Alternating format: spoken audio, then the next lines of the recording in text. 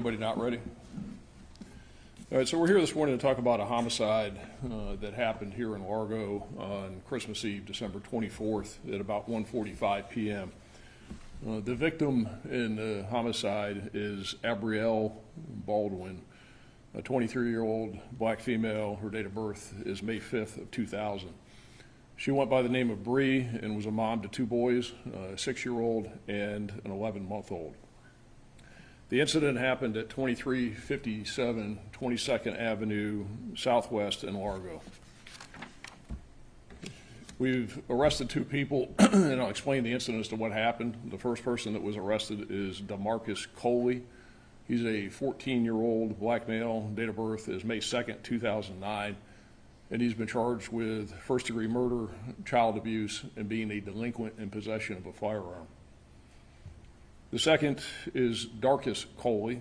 He's a 15-year-old black male. Date of birth is January 31st, 2008.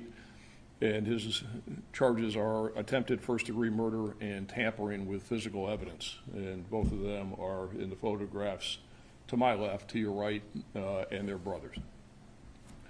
So this is what happened. On Christmas Eve, as I said, December 24th,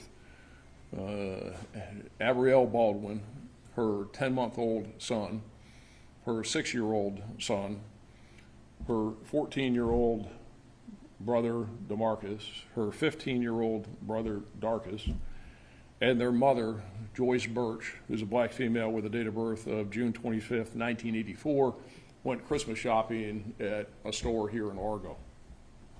While they're shopping, 15-year-old Darkus was jealous that their mother, Joyce, was getting 14-year-old DeMarcus more gifts than he was receiving. So they had this family spat about who was getting what and what money was being spent on who, and they're having this big thing going on in the store, and they're all arguing with each other.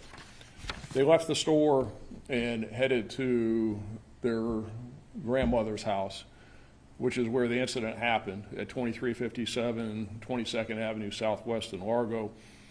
They all piled into one car, and they were heading over to her house. The Coleys, along with Joyce Birch, lived at 608 Westminster Boulevard in Oldsmar. They were going to their grandmother's house because she was going to watch Bree's 6-year-old and 11-month-old baby when she went to work. So they got there to this house on 22nd Avenue Southwest at about 1:45 p.m. on Sunday. Darkus, who's the 15-year-old, entered the home and went into the kitchen with his grandmother.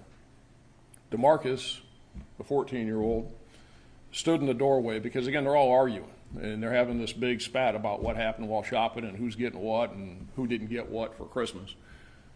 So this is just normal what people do when they have these young kids getting spats like this. And of course, I'm saying this sarcastically because he's all mad at his brother about what his brother was getting and is not getting. He stood in the doorway and he took out his .40 caliber semi-automatic handgun and he pointed it at Darkus and told him he was going to shoot him in the head. So you got the 14-year-old who's mad at the 15-year-old because mom's not buying equal amounts of gifts. They get to grandma's house and he takes out his gun and tells him he's going to shoot him in the head. So DeMarcus tries to get Darkus to fight. Darkus said he didn't want to fight and told him to get out of the house, and he didn't want anything to do with him. One of the boys' uncles was present in the home, and he separated them by moving DeMarcus out of the house and moving him out into the driveway area. This is the house here to my right, again to your left, and that's the door where he was standing into, and that's the driveway area that he moved him out to where this happened. And so DeMarcus left the doorway. Darkus is still in the house in the kitchen. DeMarcus was standing by a parked vehicle in the driveway when Abrielle told DeMarcus, quote, "You all need to leave that stuff alone. Why are you trying to start it? It's Christmas." And at that point, Abrielle was in the driveway and she was carrying her 10-month-old baby in a carrier in her hand. DeMarcus then began arguing with Abrielle and used some very, very derogatory language that I won't repeat at all, and all kinds of profanity. He was calling her a whore and all kinds of other stuff. and stated that he was going to shoot her and that he was going to, quote, shoot the baby too. DeMarcus then moved toward Abrielle and shot her in the chest with a .40 caliber semi-automatic handgun, again, while she's carrying the baby. Abrielle fell to the ground, so did the baby. The baby wasn't hurt because the baby was in a carrier. So when DeMarcus falls to the ground, Darkus comes out of the house. And again, Darkus is 15, and he takes out his .45 caliber semi-automatic handgun because, again, I'll say this sarcastically, just normal that all these kids, that's what you do, right? You just carry handguns. When you get in a spat with your sibling, you take out your guns and you have a gun battle. So he takes out his gun and tells DeMarcus, so Darkus tells DeMarcus, quote, you shot my MF sister, and then Darkus shot DeMarcus one time in the stomach. So DeMarcus falls to the ground, and when Darkus shot DeMarcus, DeMarcus was unarmed, and there's about an 8-second gap between the time that DeMarcus shot Bree and then Darkus comes out and shoots DeMarcus, and when he shot him, he no longer had possession of the gun. Darkus, the 15-year-old, then ran, threw his gun in a nearby yard, fled to a relative's house up in Clearwater, where we subsequently arrested him. Unfortunately, Abrielle Baldwin was transported to Largo Medical Center Hospital here in Largo with a single gunshot wound to her chest, and she was pronounced dead at the hospital. Basically, the round went in through her left arm into her chest area, went across, went into both lungs, all kinds of internal bleeding. She bled out, and it popped both lungs. She couldn't breathe. DeMarcus was transported to a hospital where he underwent surgery. He's in custody, remains in the hospital, is in stable condition, and upon release, he'll be transferred to the custody of the Florida Department of Juvenile Justice.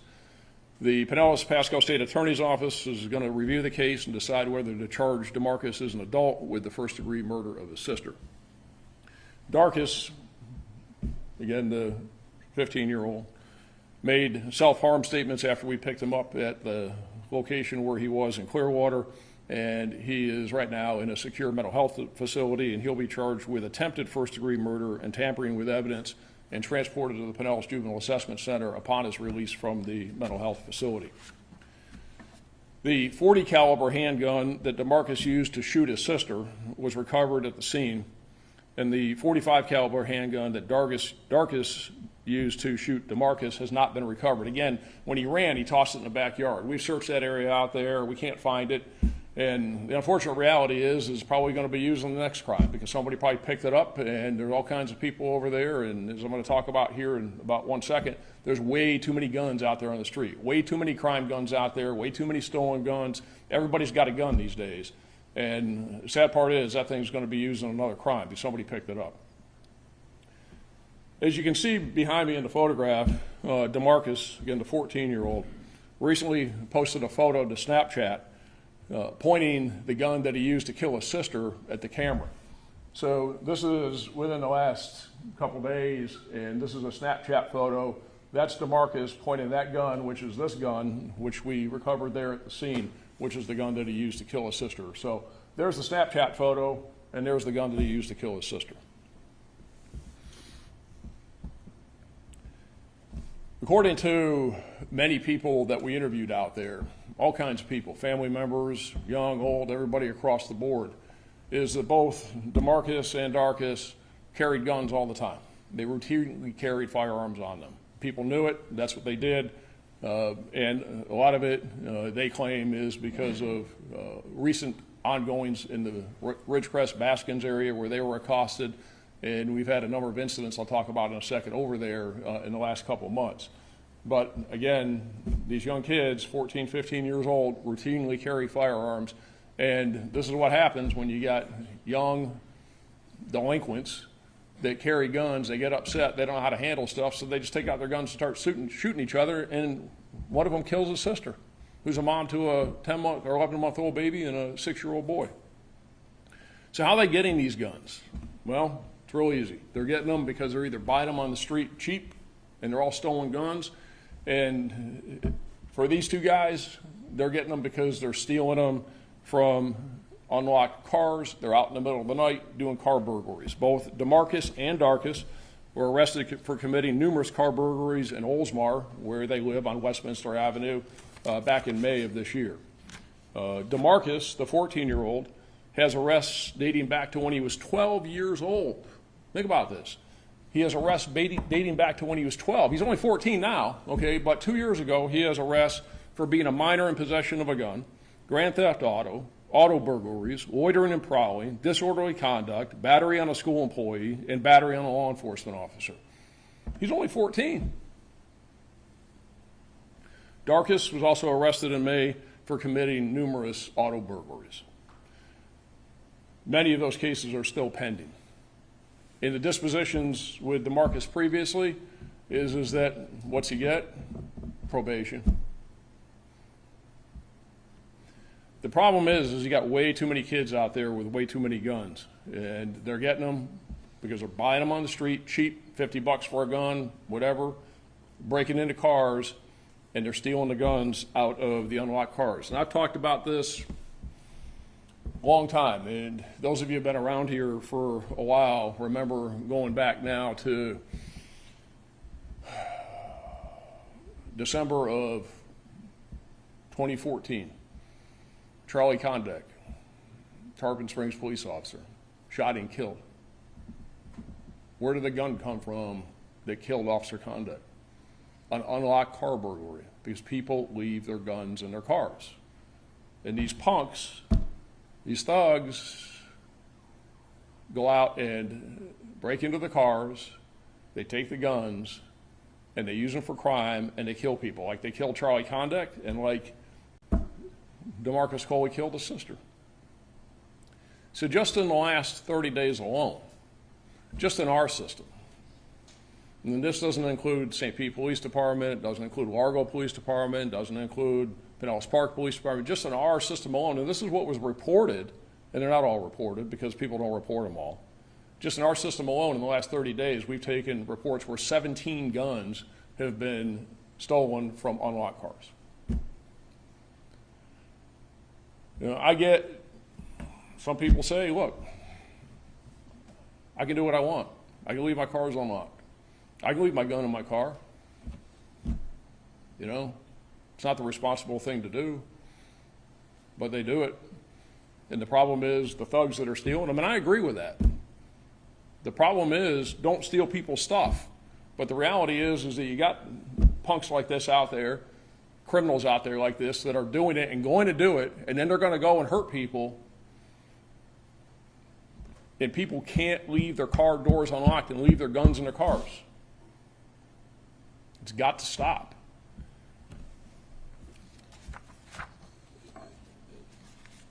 See, you couple that with, since September, just in the Ridgecrest Baskins area alone, which is where this happened, a couple miles to the west of here, we've had 13 shootings or incidents involving guns in that area. And according to everybody, everybody's carrying guns over there. All these kids are carrying guns. And again, they're getting them from where I just said. So this proliferation of guns on the streets and guns in this area and guns in the hands of these kids is the worst I've ever seen it. I don't think we've ever seen it this bad. I really think that we need tougher laws to deal with these kids. As you can see with their criminal histories, they are not getting the consequences that they should get that keep them from doing it again and again and again, or deterring others from doing it again and again and again. And I really hope the Florida legislature in the upcoming legislative session will get serious about it and will pass legislation that will hold these kids accountable and help us to slow this down. Because if we don't slow it down, we've got a big problem.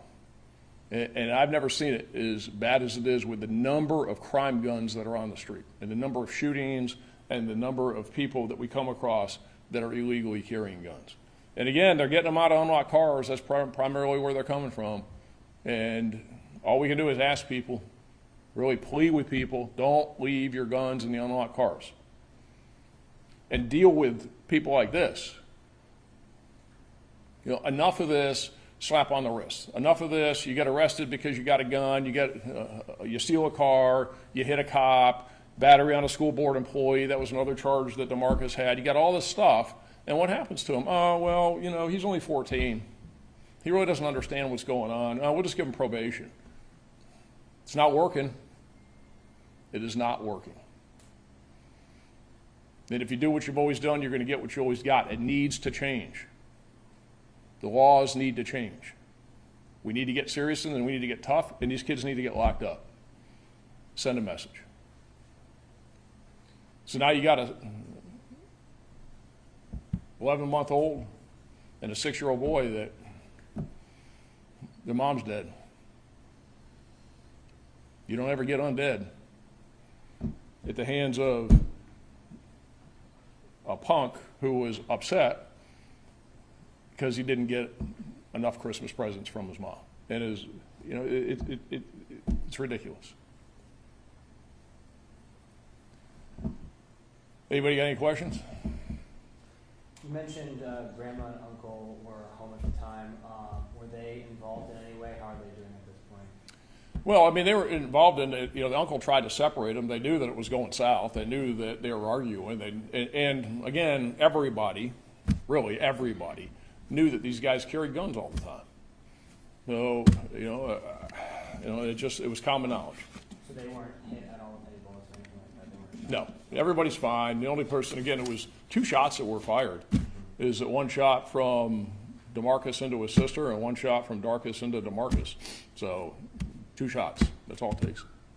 Can you also spell Abrielle's name? Sure. It's Abrielle.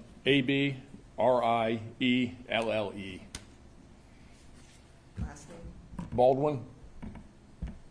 Baldwin. Sheriff, you were really specific there on the length of time between 2 shots being fired. Just curious how you can be that specific. There's an audio recording of it. 911 was called or something. So there's a neighbor that has outdoor cameras, and while the shooting itself is not captured on the cameras, the audio of the shooting is. So you can hear shot, and then 8 seconds later the second shot. That's how we know. Can you just, you said a few words already, can you just say a little bit more about Abrielle and what you know about her, and now, she's got 2 kids, well, what's going to happen to them now? Sure. I don't know. I guess mom, grandma, somebody will step in, take over. She was working at an assisted living facility. She's just a woman going about life, doing her thing with her 2 kids, trying to make a living, trying to make it, and her brother killed her. And why did her brother kill her? Because what she said was, knock it off. Leave it alone. Why are you doing this? It's Christmas. Why are you getting all upset? So he goes over and puts a bullet in her, tears up her insides, and kills her. Leaves her dead in the driveway. So they're all brothers and sisters here, right? Just all siblings? Yep. So Bree, DeMarcus, Darkus, they're all brother, sister. Yep. And again, it goes back to there's a reason why the law says it's not strict enough. Right now, and I hope this changes this legislative session, right now a minor in possession of a firearm is a misdemeanor. This guy's had prior minor in possession charges. You don't get anything out of it. There's no consequence for it.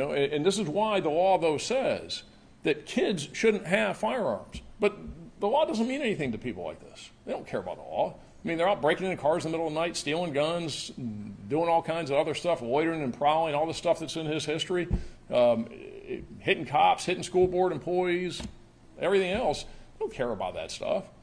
But there's a reason why they can't have them. They're not old enough to understand and have the right coping mechanisms to deal with the stuff when they are upset. I mean, the fact that you get upset, you get 2 14, 15-year-olds that get upset with each other because one got more, I mean, that happens. I mean, that's kid stuff. But not with guns. Where are you at in terms of the testing of the firearm that you have? I assume you'll try to figure out if someone ever reported this gun stolen. Yeah, so we're obviously looking at that. That's a big part of the investigation. Right now, I can tell you that the 40 caliber that DeMarcus had that we recovered was that Smith & Wesson, which is that one, the one you see behind me here, is that it is not in the system been reported as stolen. It's stolen. It came out of a car. Somebody just didn't report it. And sometimes they report it as stolen, and they'll report their gun stolen, but they don't have the serial number because they don't keep it. So they report it to us, but we can't put it in the system, or another agency can't put it in the system unless you got a serial number for it. So it may well have been reported, but nobody had the serial number, or it wasn't reported. It's stolen. So we have some systems that we can use through the U.S. Bureau of Alcohol, Tobacco, and Firearms, through ATF, where we can check the projectiles to see if that gun has been used in other crimes. And we're in the process of doing that. That takes some time. Now, the second gun that Darkus had, we haven't recovered. We've got casings from it, from the firing of the firearm, but we don't have the firearm itself. Like I said, that's still out on the street, unfortunately. Do you have a picture of Abrielle that we could use? We'll see if we can get you one. I'm not sure if we do. We'll see if we can get you. Sheriff, I was wondering, you are asking for changing the laws because right now they are not strict enough. You have these violence, these gun violence with big teenagers. Yeah. So right now, if the authorities would be to stop these teenagers with these guns that are stolen, what will happen to them? Well, today, with a lot of the offenses that kids commit involving guns is that there's no mandate that they go into what is called in the juvenile system residential programs, which is really jail or prison, that they get sentenced to a period of time. You get these kids that are minors in possession of firearms. 14, 15-year-olds like this shouldn't have guns. 14, 15-year-olds with dad or grandpa going out hunting, that's fine, go for it. It's responsible, there's no issues with it. But 14, 15-year-olds carrying guns in their waistbands, walking around the neighborhood, just waiting for something to happen, no. And the problem is that today it's a misdemeanor. You're not going to get anything. And so they're doing it with impunity. They're walking around with these guns with impunity. And, when you score under the guidelines by committing these car burglaries, and they're taking these guns, or they're just out there committing these car burglaries, or they're doing the grand thefts, and they're doing all what they're doing, is that the consequences aren't there. And this is where you end up with these kids, that it takes many, many, many times for them to score at the right level where there's consequences. So what I'm saying is that we need to change it, and we've got to provide some swift, harsh consequences up front to punish the conduct and to deter the misconduct of others, and have there be some skin in it. Make them realize that this is going to be unpleasant. And avoid a tragedy like this one. What's that? And avoid a tragedy like this Yeah, and trying to avoid the tragedy. That's what we want to do. That's the whole reason for it, is to try and avoid the tragedy, like you said, and to try and keep it from happening. And the only way to do it is to send a message. And the message is, we're not going to put up with it. But unless the consequences are there, we can say we're not going to put up with it, but guess what? We as a society, we as a criminal justice, we are putting up with it. Because we let them have these multiple bites at the apple. I went through what DeMarcus's criminal history is. He's got all this stuff in the past, and he doesn't care. Obviously, he doesn't care, because if he cared, he wouldn't do it. How long ago was his most recent arrest? A few months ago.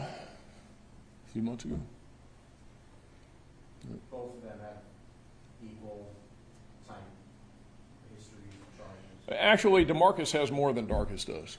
Darkus's history isn't that extensive. DeMarcus's history is pretty extensive. There's less, actually. Is there a plan for increased law enforcement activity in the neighborhood where this occurred? We have been.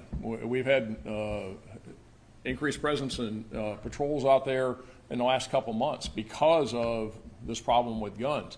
But in this type of a situation where it's used in a domestic type environment, we could put 1,000 cops out there, ain't gonna stop it.